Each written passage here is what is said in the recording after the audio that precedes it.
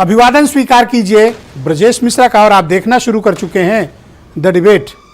बहन भाइयों, नई संसद बनकर तैयार है। बेहद भव्य और बहुत ही उन्नतशील टेक्नोलॉजी से तैयार की गई भारत की नई संसद 28 मई को उद्घाटन के लिए भारत की ये नई संसद तैयार है, जो करोड़ों भारतीयों की आकांक्षाओं का, उनके एस्पिरेशन का प्रतीक बनकर उभरेगी, ऐसा हमें विश्वास है।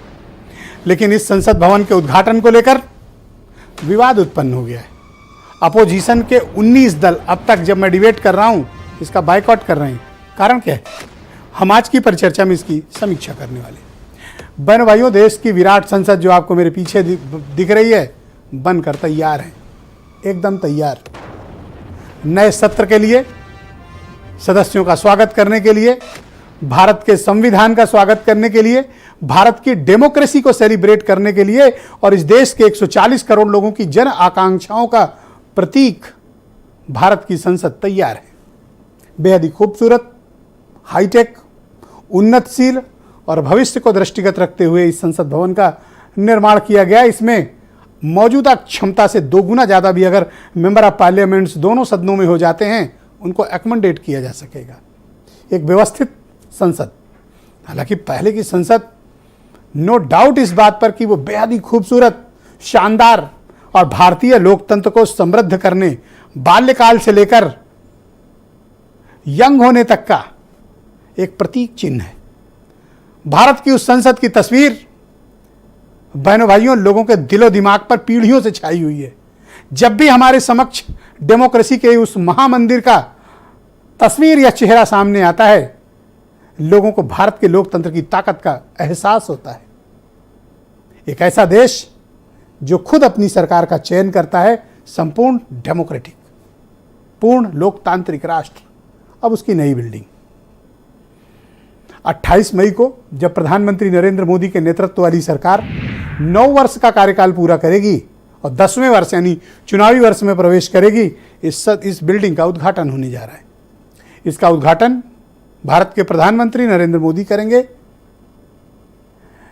इसको लेकर अब विवाद उत्पन्न हो गया है। विवाद क्या है?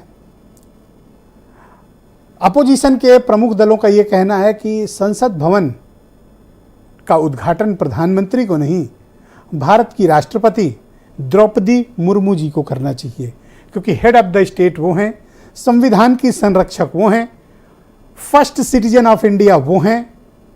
वो सत्ता पक्ष को भी प्रतिनिधित्व करती हैं, वो विपक्ष को भी प्रतिनिधित्व करती हैं और वो भारत के आम व्यक्ति को भी प्रतिनिधित्व करती हैं।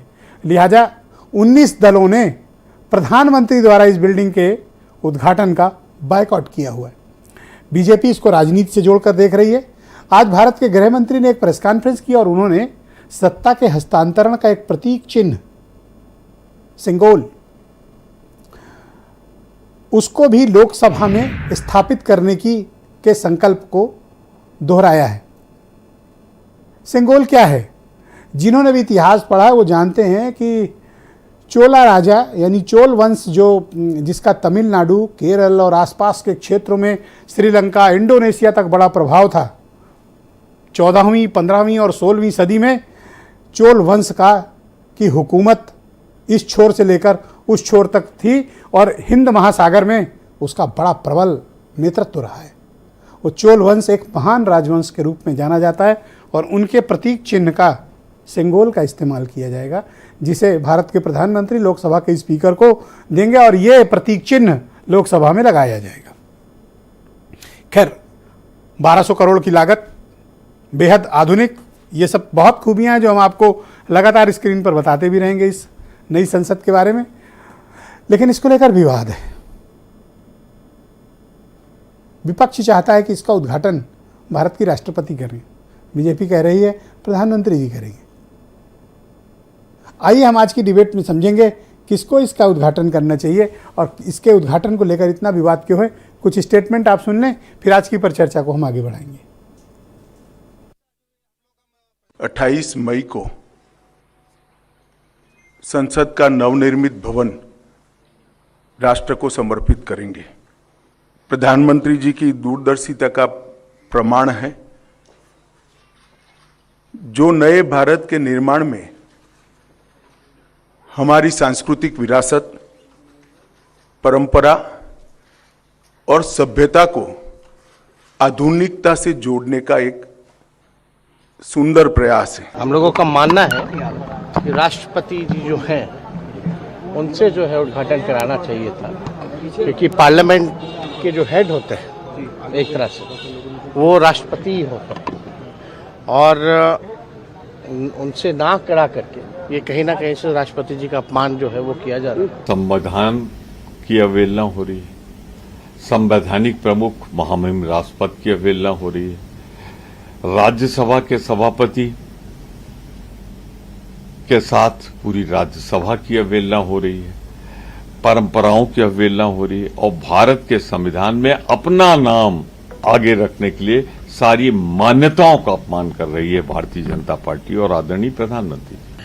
क्योंकि बीजेपी के लोग संविधान की मूल आत्मा को मार रहे हैं, न लोकतंत्र मान रहे हैं, न लोकतांत्रिक नियमों को मान रहे हैं। उनके नेताओं के द्वारा किए जा रहे संसद भवन में समाजवादी पार्टी हिस्सा नहीं लेगी। तो मैं उम्मीद करता हूं कि सत्ता पक्ष और प्रतिपक्ष के इन बयानों से आप समझ गए होंगे कि माजरा क्या है। आज की परिचर्चा को आगे बढ़ाते हैं। संजीव मिश्रा